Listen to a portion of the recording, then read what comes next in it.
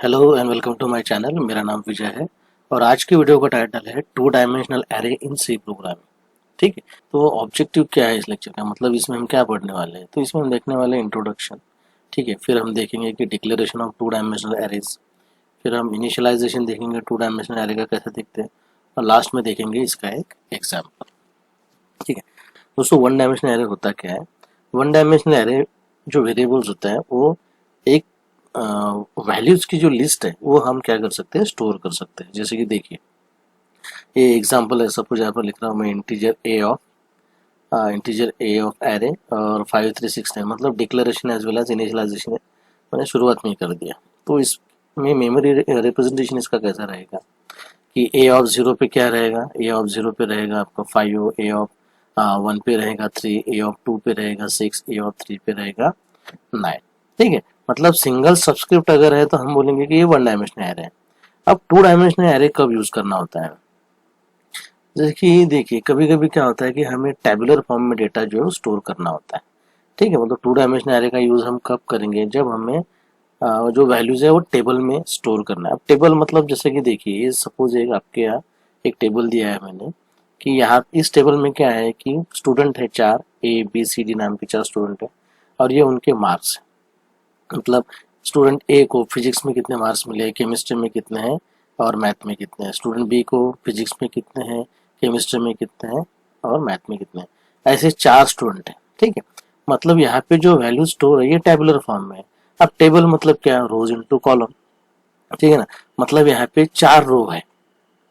ठीक है, अच्छा हर एक रो मुझे क्या बता रहा है, ये जो रो है ये मुझे बता रहा है कि स्टूडेंट ए ने तीन सब्जेक्ट में कितने कितने मार्क्स लिए। हर एक कॉलम मुझे क्या बता रहा है कि फिजिक्स में चारों स्टूडेंट ने कितने कितने मार्क्स लिया है। केमिस्ट्री में मतलब ये सेकंड कॉलम मुझे बता रहा है कि कितने कितने मार्क्स इन्होंने केमिस्ट्री में लिया है। और ये थर्ड कॉलम मुझे क्या बता रहा है कि कितने मार्क्स, ठीक है, चारों स्टूडेंट ने मैथ में कितने मार्क्स उनको मिले हैं। ठीक है, तो ये हो गया टेबल। अब मैथमेटिक्स के टर्म में अगर मैं बात करूँ तो टेबल को हम मैट्रिक्स भी बोल सकते हैं। ठीक है, मतलब मैट्रिसेस की अगर मैं बात करूँ तो देखिए वही वैल्यू हमने जो है समझो ये मैट्रिसेस फॉर्म में हमने यहाँ पे लिखा है।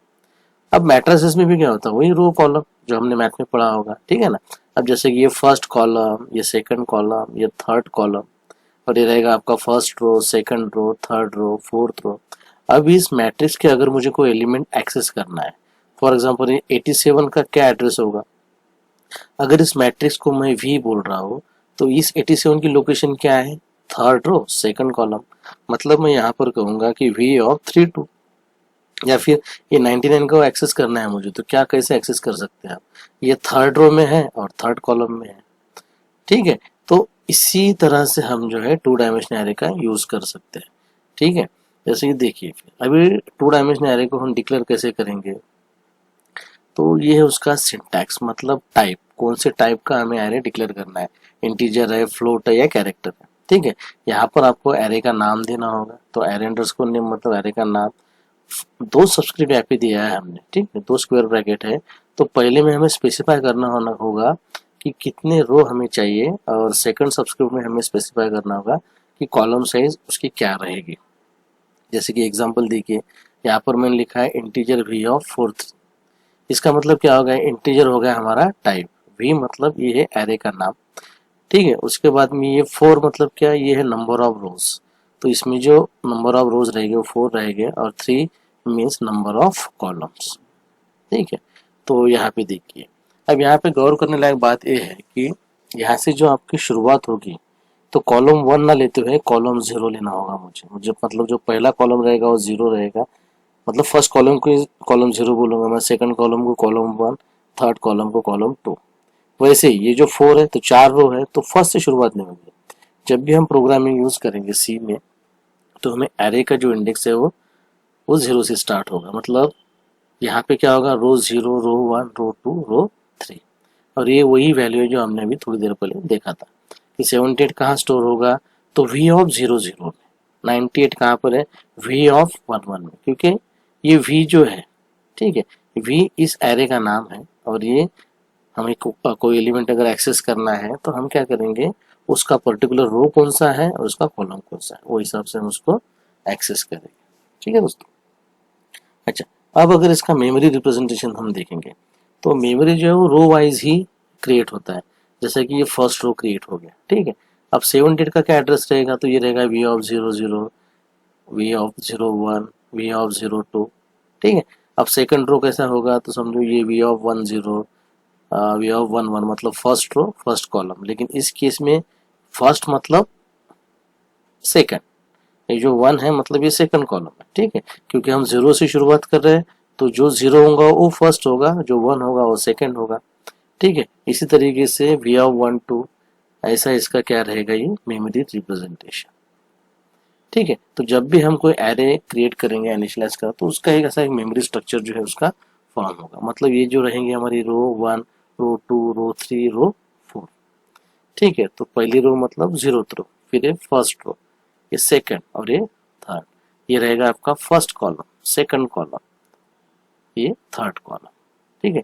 इसी तरीके से आपका जो है ये मेमोरी रिप्रेजेंटेशन रहेगा 2 डायमेंशनल एरे का। अब इनिशियलाइज करना है मुझे, इनिशियलाइज करना है मतलब मुझे वैल्यू असाइन करना है एरे को।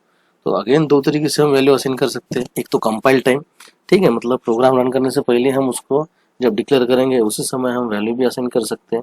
जैसे कि देखिए यहाँ पर एक एरे डिक्लेयर कर रहा हूँ मैं 2 डायमेंशनल वाला int टेबल 2 3, ठीक है। तो यहाँ पे क्या है, मतलब ये 2 मतलब 100 रो रहेगी, इसमें 3 मतलब 3 कॉलम रहेगी। तो यहाँ पे अब सीधा सीधा वैल्यूज आपको दी है, लेकिन ये बात तो है कि 2 इंटू 3 6, मतलब इसमें कितनी वैल्यू रहने वाली है, 6 वैल्यू। तो ये 0 जो रहेगा इसका एड्रेस क्या रहेगा, इसका रहेगा 0, 0, टेबल ऑफ 0, 0, ये टेबल ऑफ 0, 1, टेबल ऑफ 0, 2, ठीक है। तो इसी तरीके से क्या होगा आपका, ये जो 1 रहेगा इसका एड्रेस क्या रहेगा, क्योंकि 3 कॉलम तो हो गए तो ये सेकंड रो शुरू हो जाएगी। तो ये रहेगा आपका 10, 11, ये 12, ठीक है ना। मतलब अच्छा, इसी को अब कैसे लिख सकता हूँ मैं, इसी को ऐसा भी लिख सकता हूँ इंटीजर टेबल ऑफ 2 3, तो फिर उसको अलग अलग ब्रैकेट में लिख सकते हैं। तो ये पहला ब्रैकेट जो रहेगा ये रहेगा हमारा फर्स्ट रो, ये रहेगा हमारा सेकंड रो, ठीक है। तो इस तरीके से भी हम जो है एरे को इनिशियलाइज कर सकते हैं। और दूसरा वे है रन टाइम, हम उसको इनिशियलाइज करेंगे। तो रन टाइम इनिशियलाइजेशन मतलब क्या है कि हम जो वैल्यूज है वो यूजर से रीड करेंगे, ठीक है। तो चलिए अब इसी को क्या करते हैं, हम रन टाइम इनिशियलाइजेशन के लिए एक प्रोग्राम लिखते हैं कि write a program to read 3 by 3 matrix and display the same values in the matrix form, ठीक है। तो इसके लिए अब मैं क्या करता हूँ, आपको ये प्रोग्राम जो है प्रैक्टिकली करके बताता हूँ, ठीक है दोस्तों। तो यहाँ पर मुझे अभी क्या करना है, 3 by 3 का मैट्रिक्स रीड करना है। सो यहाँ पर मैं इसको डिक्लेयर कर रहा हूँ इंटीजर ए, और यहाँ पे 2 सब्स्क्रिप्ट होगा, ठीक है। तो पहले में कितना चाहिए मुझे 3, और दूसरे में भी कितना देना है 3। 2 और वेरिएबल हमें डिक्लेयर करना होगा, क्योंकि ये है 2 डायमेंशनल एरे, तो मुझे 2 लूप लेना होगा, ठीक है। पहला लूप लेना होगा कॉलम रो के लिए, दूसरा लूप लेना होगा कॉलम के लिए। अगर 2 लूप आ रहे हैं तो फिर 2 लूप वेरिएबल भी आएंगे। तो उसके लिए मैं लिख रहा हूँ i, j, ठीक है। फिर यहाँ पर अभी क्या करते हैं, हम यूजर को एक मैसेज डिस्प्ले करते हैं कि प्रिंट एंटर मैट्रिक्स वैल्यूज, ठीक है, एंटर मैट्रिक्स वैल्यूज, ये मैसेज हम उसको डिस्प्ले कर देते हैं। अभी स्कैनएफ जो मुझे लिखना है, स्कैनएफ लिखना है मुझे लूप के अंदर। तो कैसे लिखेंगे, तो 2 लूप लिखना है मुझे, for i is equal to 0, ये मैं रो के लिए लिख रहा हूँ। तो i लेस देन, अब कितने बाय कितने का मैट्रिक्स है, कितने रो है हमारे पास 3, तो i less than 3, i plus plus, ठीक है। अगेन एक लूप लिखूंगा यहाँ पर, for j is equal to 0, j less than, again ये 3 by 3 का मैट्रिक्स है, मतलब 3 रोज 3 कॉलम्स, और j प्लस प्लस। तो यहाँ पे ये सिर्फ मैं रीड करने के लिए लिख रहा हूँ। तो यहाँ पे लिखेंगे हम स्कैनएफ, ठीक है, ए की वैल्यू एक समय पे रीड होगी तो %t, और यहाँ पर लिखेंगे हम ampersand A of I J, A of I J, मतलब ये जो वैल्यू स्टोर होगी, तो पहली वैल्यू मतलब अभी आई की वैल्यू 0 है तो 0, और जे की वैल्यू भी 0 है तो 0, तो first value will be stored at A of 0, 0। फिर क्या होगा, जे की वैल्यू जैसे यहाँ पर मैं आ जाता हूँ तो जे की वैल्यू 1 से बढ़ जाएंगी, जे की वैल्यू हो जाएगी 1, लेकिन आई की वैल्यू तो अभी भी क्या है 0 है, मतलब सेकंड वैल्यू स्टोर होगी 0 1, ए ऑफ 0 1 पे। थर्ड वैल्यू जे की वैल्यू हो जाएगी 2, 2 लेस देन 3, तो 0 2। फिर जे की वैल्यू हो जाएगी 3, 3 <3 कंडीशन फॉल्स, मतलब ये पार्ट अभी एग्जीक्यूट नहीं होगा। यहाँ पे होगा, यहाँ आने के बाद में क्या होगा, आई की वैल्यू 1 से बढ़ जाएगी, आई की वैल्यू हो जाएगी 1। फिर से यहाँ पर लूप एग्जीक्यूट होगा, जे का 0 से स्टार्ट होगा, ठीक है। तो फिर क्या होगा, %d %a ऑफ आई जी। तो आई की वैल्यू दिस टाइम है 1 और जे की वैल्यू है 0, मतलब फर्स्ट रो मतलब सेकंड रो फर्स्ट कॉलम। ऐसा करते करते ये वैल्यूज क्या हो जाएगी, आपको स्टोर हो जाएगी, ठीक है। चलिए अभी मुझे क्या करना है, मुझे एज इट इज ये जो वैल्यू है ये मैट्रिक्स फॉर्म में मुझे डिस्प्ले करना है, ठीक है। तो यही पार्ट मैं क्या कर रहा हूँ, कॉपी पेस्ट कर रहा हूँ। तो यहाँ पर और एक मैसेज मैं डिस्प्ले कर देता हूँ कि प्रिंट एफ वैल्यूज आर, और फिर यहाँ पर लिख रहा हूँ मैं, अगेन वैल्यू भी डिस्प्ले करना है तो 2 ही लूप मुझे लेना होगा, एक कॉलम के लिए एक रो के लिए। स्कैन एफ की जगह लिख रहा हूँ मैं प्रिंट एफ, फिर % ये एम्परसेंड में हटा देता हूँ, ठीक है। तो फर्स्ट वैल्यू आपकी स्टोर हो जाएगी। यहाँ पे थोड़ा मैं स्पेस दे देता हूँ, मतलब थोड़ी जो वैल्यू रहेंगी आपकी थोड़ा आपको क्लियर दिखाई दे। अच्छा ये जो दिख ये लूप जो ले रहा हूँ मैं कॉलम के लिए, तो जैसा हमारा कॉलम एंड टर्मिनेट हो जाता है, कॉलम खत्म हो जाता है, तो मैं यहाँ पर एक वैल्यू एक प्रिंटफ फिर से लिख देता हूँ कि प्रिंटफ, क्योंकि रो चेंज कर रहा हूँ नेक्स्ट रो पे आना चाहिए तो स्लैश, ठीक है। तो आइए इसे अब कंपाइल करके हम देख लेते हैं। एंटर मैट्रिक्स वैल्यूज, अब मैं एंटर कर रहा हूँ 1 2 3 4 5 6 7 8 9, ठीक है। तो 9 वैल्यूज मैंने एंटर किया। 3x3 का मैट्रिक्स है, मतलब 9 वैल्यूज उसमें स्टोर हो जाएंगी। ये देखिए मेरी वैल्यूज आ गई, वैल्यूज आर 1 2 3 4 5 6 7 8 9। इसका मतलब ये जो हमने प्रोग्राम लिखा है ये इनिशियलाइजेशन के लिए, रन टाइम इनिशियलाइजेशन, ये वैल्यू जो है हमने यूजर से रीड किया है।